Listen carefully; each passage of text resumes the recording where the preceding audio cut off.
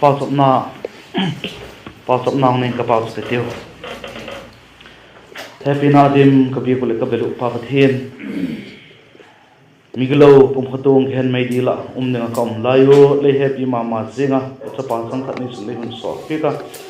la chapa kalal pau jesu christa sansala ka gilo na te ho ngai dam na changa nang ma ki van gam tung dinga le tat do te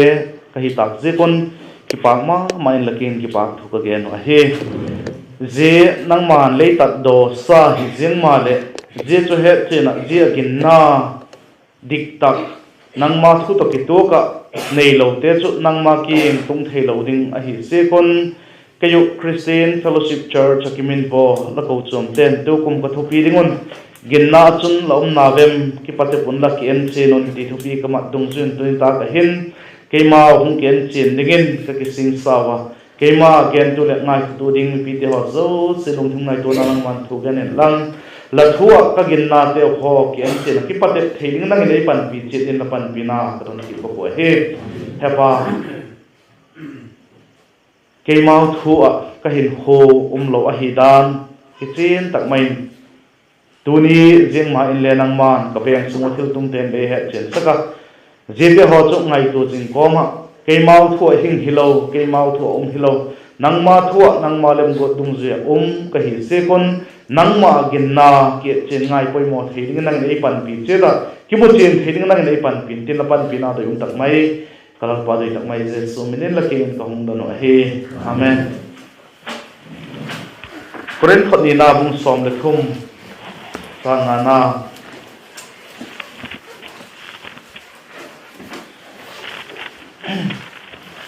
agingin vaksim khom le heno kanoma Korint khot ni na bung som le thum sa nga Bible toy ten agingin vaksim khom te no pe zani le som sagi le thum na noi he Korint khot ni na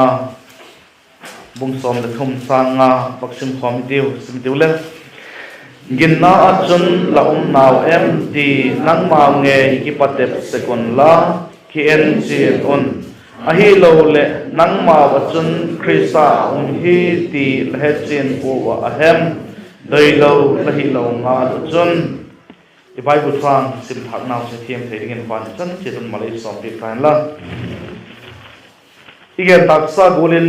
ikom thupi ule a hi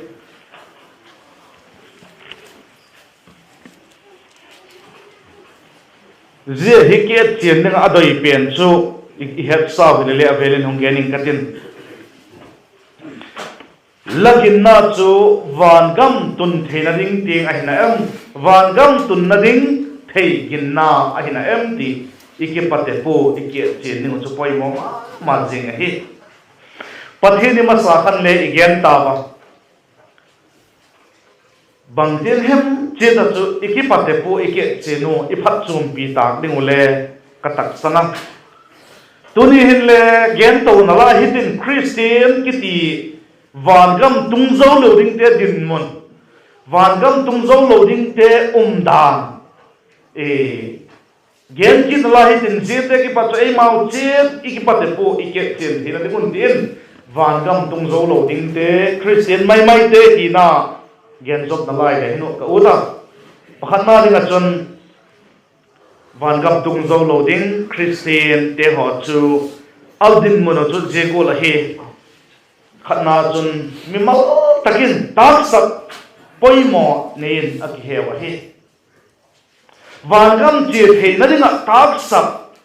ai lo le bang hem khat poimo nei na lai hi na ki he wa he so bi de ho nang bang la ti em chang le lung khamu a chang le lau thomu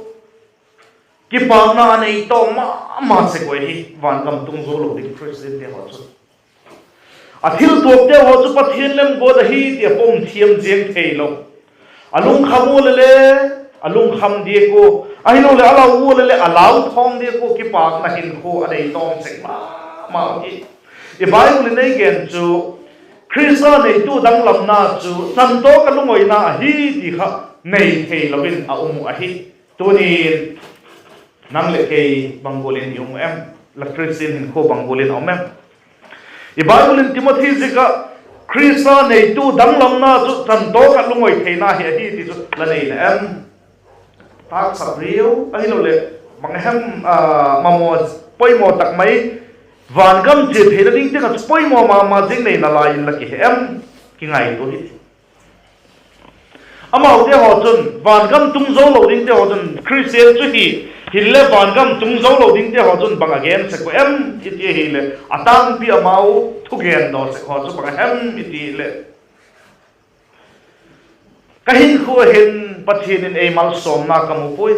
pathian mal som na ka dong poi ti ho again se ko ahin la Christian pin thap sa te ho chun o ni si na hat ve hat do mai hat lut mai te ho hile aman dam da pathian na thon ei pi ka hi te he in ki pa na anei se ko pathian mal som na a hi agel dok se ko damlo hospital te ho oxygen ki bul henlan zan khowa ka 24 hours bang ki bol ri tale da ka khata bang za hem ti na mon le he na teno ken so za chak he chin ta po o ma he tuni nang le ke i hat apot te alut te ho so se ada kala hospital de le sim ngai a he sum pi ngai ni tuni nang le ken je chu sim po pathin nei mal som poi ite theide langai to nai pathin mal som poi la ngai sekem ahi lo le pathin in kapau tap na hoi ei don bu poi aki wai pathin in kapau tap na ho ei don bu poi ati seko so bi te ho nangin la pau tap na pathin don hu na dongin lakhi em dong khalowin lakhi em mi khen khatte ge chun la tu van gam tung zo loading te again to zel na wachun pathian in ei hau sak poi khovel ami hau sa je za ti ko ma ke hau sak poi ti hoi abuyo complain about se ko he ai lo kana na ai dam sak poi atis Christian khat ping tha khat i le dam thei zen ding hi le hin chu pol bang cha dam thei ma ngai ding a hi Bible tu thum thak abu tam zo phiel ama zinga he hilele nat na an ya pathin jinga sudam ding adona pathin in ka he pina na nga ding a huna hi ati pe ka zinam ding chun adon te te po zinam lo na zinga chun zinam na zinga chun aphun noi po zinam na zinga chun pathin a pak ta zo the he to ni nang madam thei lo na ho in complain la bolem among again zong zel na chun pathian ni hi pathian a ring in kapir ani la nidang tia hi ma nei mal som de poi ati we so ka kala nisagyo ma zin nisagi la ka ni khat tu pathian a ring kapir ani la tia o na ma nei mal som de om tak e mal som poi ti bang mi o a ti gin zel we ji de ho van gam tung zo loading Christian te complain ho is ka hi ti I het min loading a hi adang le again na la yo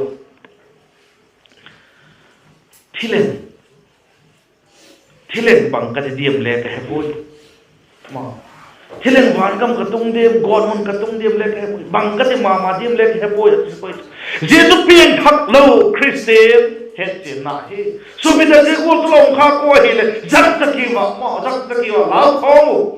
ahim la holu zinagi pat kun ni ko zo loi patel program simo Bible seminar kum dong hin na ko zil ni ngai ko ni pang ni thi thamon na thilen van gam chiring ka hi bangulin thileng le khoi takmunin thileng le van gam chiring ka hi ti her chin na lumon theina Bible hin aw ma hi Jesus la nei ka hi chon van gam tung zo lo ding la hi ti akin chet na hi mai hi ti het me lo ding hen khatte ajete ping tak tak hilo Christian ki ti hen khatte ho chon again kit na wa chun ma again em itil bang mai le ka tak sang tak thei pui ma bang mai le ka tak sang tak thei pui Bible ti hoi le amin pa hong le si mo hi diklo gam ta na ma tu le NIV ti ho chu khuti gam ta thi ba mi te ta gen no se ko chu na gen no tu Bible soi to ma sai choi khale ki bang lo isim le ama sa khanom ki sa ma tu hak sa zo iti complain bang male ka taksang thei ta poi ti wa gen se sim len ama sa san tan ki tim zon den tak chu le ji se tak ka thakung sim ke din tu no le sang sim hak ga de kit mai thei chu abang chu jen tal pathian thu chu mo ji go la chu complain ni sim di head go ti ka poi mo ma je sen ka te wa chu bible na on le ka taksang zo ta poi ati we so pi de la khu di khaem thim kalavin atim khothim lauzin atim popol thi tha sanga ka hi lo le doi a hi lo le panghem khatung ding a ging sa chiang ti ho pang a hi lo le thil phalo accident ki to khan e ti ho pang ala buina hau the ba ma se ko pathina ki lo kinga lo de a chu se ko doi te bang hole kalau ka hi atim doi sana thili thei zo lalpa jesu krista thagau aman anei lo je ka tun doi te ho bang le allow signal lai so bi de doi te ho lao jin na lai bang za ti um e doi te ho tu lao poi tu no ba zo hin ka ti nai poi mo hi le doi te ho lao ba ki thing zen pathian sang ki ta do bang za lo na lai yum na lai em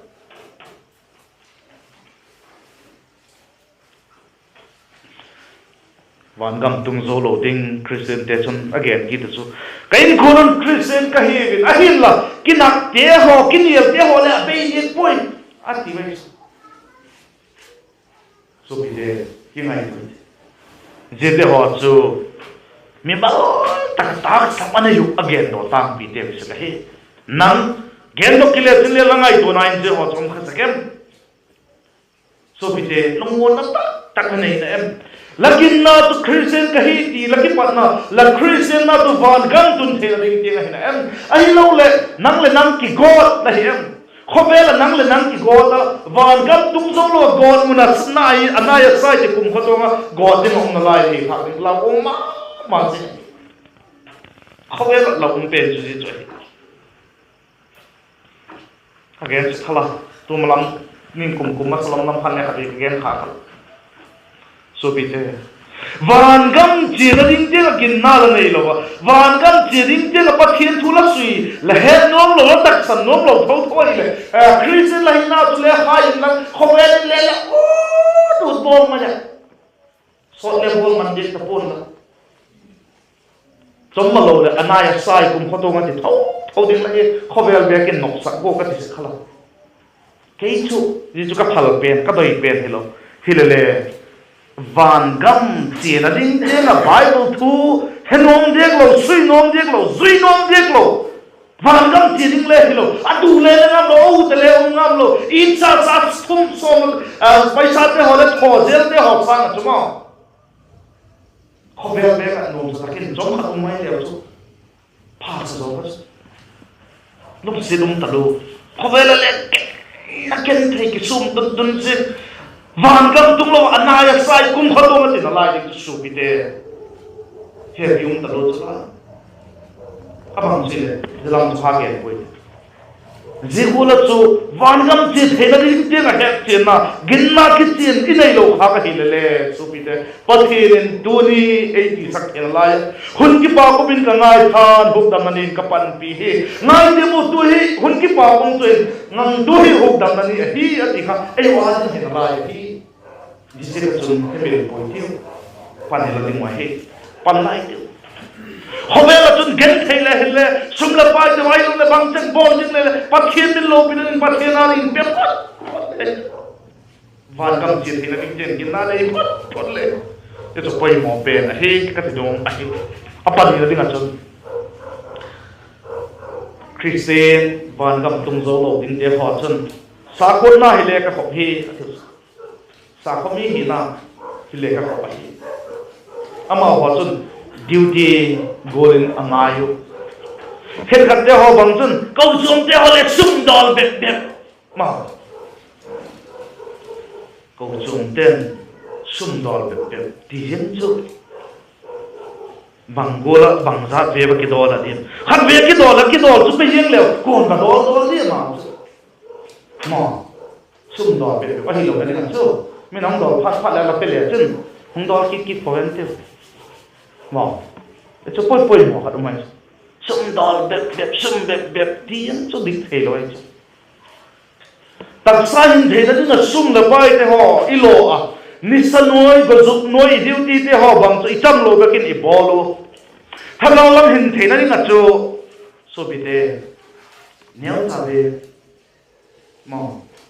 a om thei lo hi chun i gin na ke chin nga hi amao chun sa khot na khop naw dang kit khat chu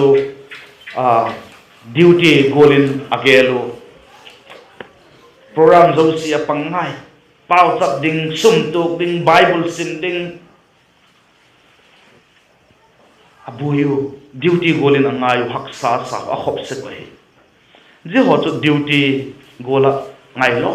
lom ni ngai po thanom taka pathian to igi pol na van gam ti che thei na ding a ei tan pa ei happy pa to ki holim na gela ima a hin chu je ho chu loading a hi ko chu member hin khatte ho chun le pathian to ko chu hau pate ki kala na sem golin akigelo je ka chun duty nei golin akigel je chu le dik dik lo hi ko chum te hole bang chaka bol po na lo tin na ding le khan to da ding le bang ma bol po verti amao ki pan le dik lo ma ete ho chu christian nara van gam tung zo lo ding te chani ma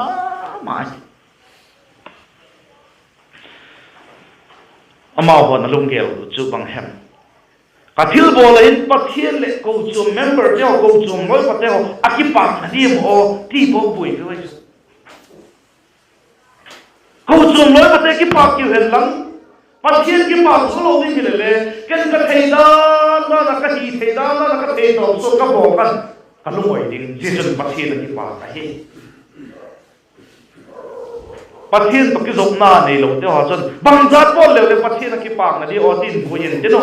ei ho pathian to ki zok na dik tak nei te ho chon pathian ki pak na di o ti hilovin pathian dai gol bang hem ti bo khan pathian ki pak hi ti he sai lekin ki thanom the ki bol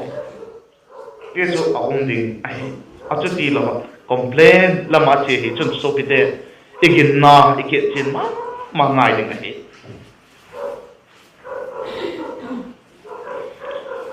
van gam chi zo lo ding te ho chun thamak tak te hong gen dok in tv ko chok sung en le mi phale ma tam ta lui vel tin ta mo complain bolen tin mi king gen sen tin pastor pha le mi phalo ta hi pa pu le mi phalo hi pati bai mai hi ti vel ma van gam chi zo lo ding te tung zo lo ding te sanai kata de begin kaya thanom po ba buyong khomai ti ho vele chu a complain na ita de begin kaya thanom to chu buyong en bang ma lo thei lo afi ba bi ngai le lo school afi le bi ngai isola la sola anop lo le bang la lo ba le anom po ho pe kai data na la di kha về đi le chân le kit nok kit tak le chu ma a bilon la kai de mo samin la kai de mo molin la zep de sol wen na sol dok wen ti de ho chu le la amao kai pe lo ban chu ka ja de begin kai thanom po ba pu yum khok mai ma le kai lo sa te le nom lo chu ti dan ma christian ra van gam kai zo lo ding te van gam tung zo lo ding te sa pho na le khop te san je go hi hen me lo ding chu le again ki chu bang hem ko chum te le mi control go mi pai mo na pan bi thei le bon hi lo ti ho ve le ko chum ten ku he control go to ko chum ten ke ye control go ba kada sep na le je sang kan je ta kun ma sem so je ta kala sum lo na sang chun ta chun ma sem do ti am kha upa pu dong ti kha ma garin chu ki yang chu na dalam le chi le ke ala chu me am ti kha anh thì khóc về chỉ là từng gì mà thật đấy mà cái đừng sol đó không control được của mà cái này không control được cái cô dùng lời bật tên không control được khi lên vạn cầm chỉ dấu lộ tiếng thì họ chú mi control cô thì họ về là phun sự cái gì đó là những cái đọc sách này hiểu so bây giờ năng lên là bằng em là bằng hai cái gì GINNA chun lòng em là GINNA chun vạn cầm chỉ thấy là tiếng này em khi bắt được pin là cái ENCHIAN ai lo khác cái chun lòng anh tôi đi về số một cái ông Zekin Zan Kikhawp thấy phố Zimiti chu a Christian Fellowship Church member te vang hi pui hilele Kikhawp thei phu Zimiti chu a Christian Fellowship Church member te a le hi thei a hi ti I het min lo ding wa hi kai le hi thei nang le hi thei nang le hi thei a hi Kikhawp kala chu su bi teวันกำจิโตโลดิ้งคริสตินีขาดิ้งจุฬาอุมาฮีเกียนจิเดียวอีเกียนเดียวของกูจุฬาฮีเข้มไก่เข้มอามาวันกำจิโตโลดิ้งคริสตินเดียวของฮีนาจูบางทีทีเลยบัดเทียนจะตักสังโอเจสุกิติจุเลอัจจาวะฮี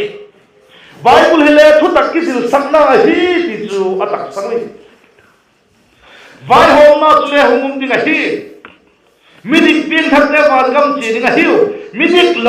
วานกำตุ้งโลโลอินเดียจะกอดมันเห็นไม่ได้ละกอดตักมันนี่ไงฮิวทีเลยอาตักสังวิเป่าตักดานเลยเฮ้ปะฮิเลเลลุงมัวน่าเลย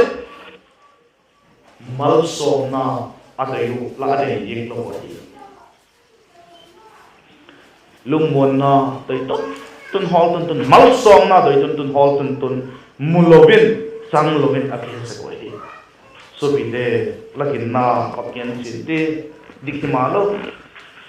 pathian le taksang Jesus Christa le taksang Bible le takdil sakna hiti le taksang vai homna chungum ding pin thakte ban gama pin thaklo te god mona ti le he ai ba ki ngai do ta van gam le tung zo thelo god mun le tung tak tak thelo van gam tung zo lo te om sanai je go chu aum se kwa hi nang la ti khem ama bo ina je go chi hi appoint li na dingin le appoint dot na dingin van gam tung zo lo ding te objection abol se ko chu bang ha objection abol se te ho chu ke chu ka hilo talo sa khomi hi dingin le ati zo ta poi ve la ti vet Paulin Jesus Christa chu bigilo te hukdam dinga honga hi ti chu tak sanom hi ala ko gilo pen ke ka hi ati sa je gilo pen Jesus Christa a hukdam the Paul ke gilo pen le hukdam the hi zekin khowela migilo Jesus Christa a hukdam zo angai dam zo om point ke no ma ke ati ati je ho se sim tho et ho ile ka gilo talo sa khomi dingin le ka kilom ka ki sa ta poi ka ki hel tai ti hobe objection Christian hidinga pathian thu he tak tak ding chial nai ne tak against poi tingai doi tiu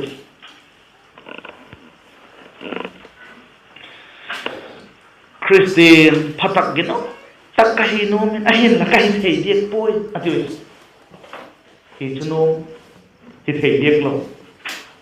Jesus Christa chu ging cha athu pi zuinom lo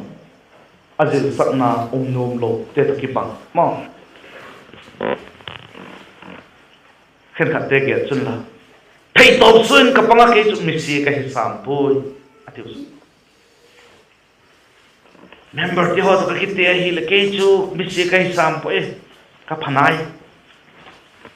mi hing to la ki te le dik thei pon din pathian doi da LGINNA kha mi hing khat kayum chanem upapum chanem kochom loi pate chanem to latte so bile te healing lahi pathian thu GINNA chun dong na em nang ma ki pate tuna nang ma ki en je non atika pathian thu ki tin lahi e cho poi ma jing lahi kher khatte ge chun sum le pai mu na te ho a hoilo phlo ki gen tak ma chun dikin diklo le sum le pai holding mai khowela ko ma lai he ve atiki roi yo chu amau ngai dan amau udan chi na wa hi khen khat te chun kaneu pat Christian ka hi tai ma kaneu pat Christian ka hi kapia na in sung le Christian in sung he kapnai ho dam na thu Bible sun na kum tung na thu te ki ge ning le ke kapnai kapang mun tai ma kasim mun tai la bol ngai yo he la bol ding o kam lu chuna sa kai don mu de tek sa ka hai sa kai khen khatin ma Bible seminar nei jing ke ve hong pangoi la bol ngai he la bol ding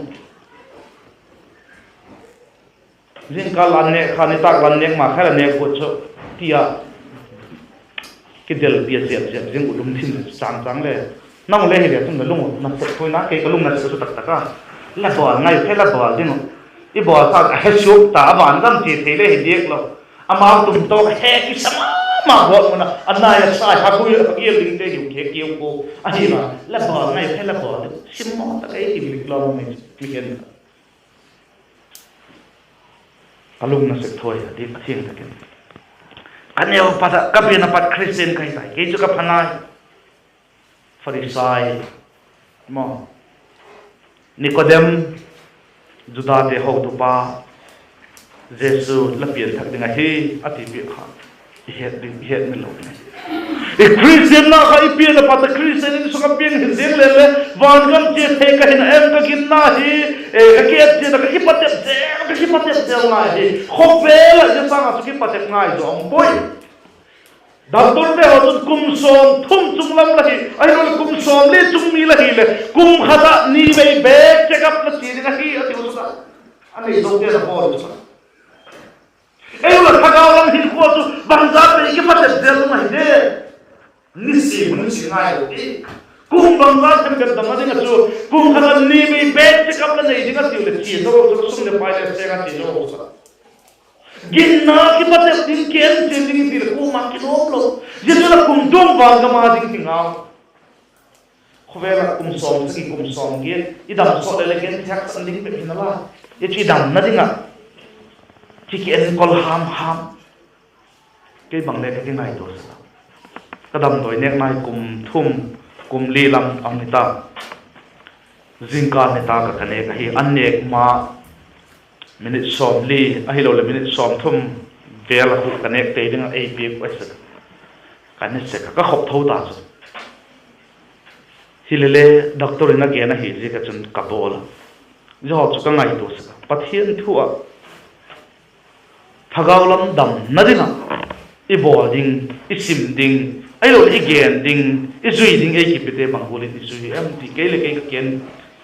ke le ke ki patet na ka nei ti mal som na khatin le ka gel nangula doctor la cho doctor indam do hong pek tak le jian nek mala nek ding jian nek do la nek ding ati le inek lo tak le nu mo ki sa su la oi an nek ma ka nek ke be sa su o an nek do nek le ke be sa su ba sa lam ki tum ta mo bak cho ka nek su le ina ta ni su ma nu phalo ki ma su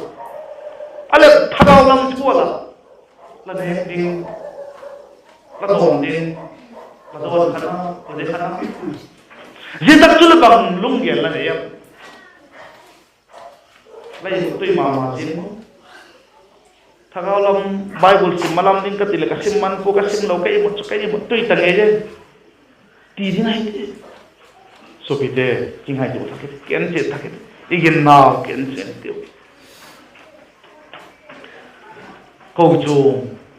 câu chu mi bi de eta I Christian hin ho sim dinga hi poi câu chu ma hin mi phale ma tam ta loi ti chu la het je tu I het je tu hin le ama ho mi phale na ka boi pi ngai lo nang lai chu ki boi pi nang in na tu van gam chi thei na hin em van gam tung ding la hin em ti ki patet tam mi kha patet ta din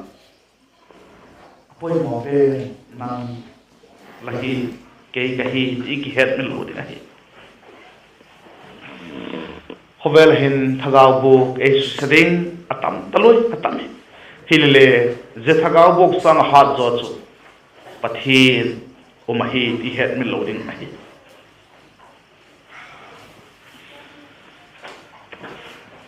khen khát để họ chun thấy top số in Pathianna dingin kapanga Pathian ai mal so mà sẽ cái nào mà dingin bang mà ball cũng thì bang em hiểu không so bite nang bang boleh lo mem kian si tiu ola ton ta ka hin kino de bin kahung ge na ginna tun long na bem ki patapun la kian si non ti thupi igen ki do he nang me mal takin tak sap van gam chi the na nga tak sap ma mo na yin la ki em so bite je koi son lo ki ding ka nang me mal takin van gam chi the na nga tak sap ai lo le mamo na yin la ki em nang de nang ki do Pathian to nang in he la ki nga chu ten le poi ken le he poi Pathian to nang le he van gam chi the na nga chun mi mal takin tak sap ai lo le mamo na yin la ki em adon na nang to Pathian in le he ai lo sa ko nai khop jeng la hitam sa ko na khop go pol le tak te cho nom phang the pol chon vel ding le mi be lo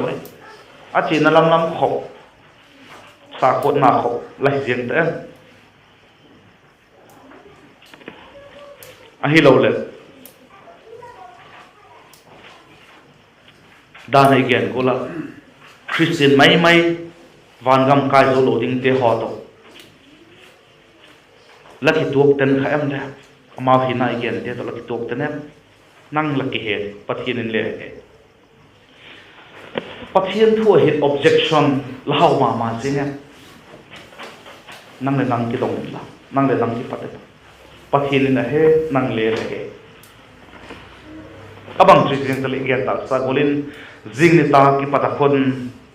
Bible seminar thil dang hi pu ki tuk chukum tong hin na thu zilding iheva pango hitevin ginna ale kenchena kimuchena lungmona nei igo chi ma he van gam ti chi ding hi idoi pe ituk pe na he thuigen haktel step thering chan chetun malai som ti tan la pa sop nam nei ka pa tiu happy na adim kabi bul kabel pa pathian Christian kahina kumtam pipi hita jing talle nang mana se maka panna so pipi hita jing talle ke mal malaki ENCHIAN thaka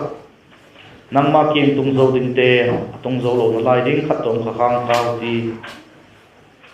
ngai do na ne happy na to pan la theding nang e pan pin la je hete anei nai lo te a hi lo le kum tung hinna van gam chi theding te ra hinna ki chen tak nei lo te hot le he pa hai san mai lo nang ma tho ki jul satna jin tak vel ki pata program ka sim te kho ngai kho taka pang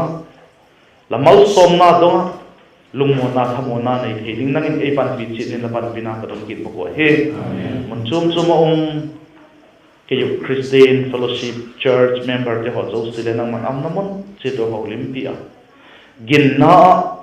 a dan a ginna o ken chi ki te theding nang in holim pia nang ma kin tung zo lo ding om kha ko le pa nang ma on lem jang te hong sim bi kin lan la thu tal te ho he the ya mal som na donga van gam tung theding a kin na nei theding nang in ama te ho le am na mon che do pan bi din pan bina ka do pe kin ko he le he bi a la kin pa thu ben ko min jo chen su tain kalal ba dei tak mai je su min la kin in ka hong dan he amen san chon par ma ke pa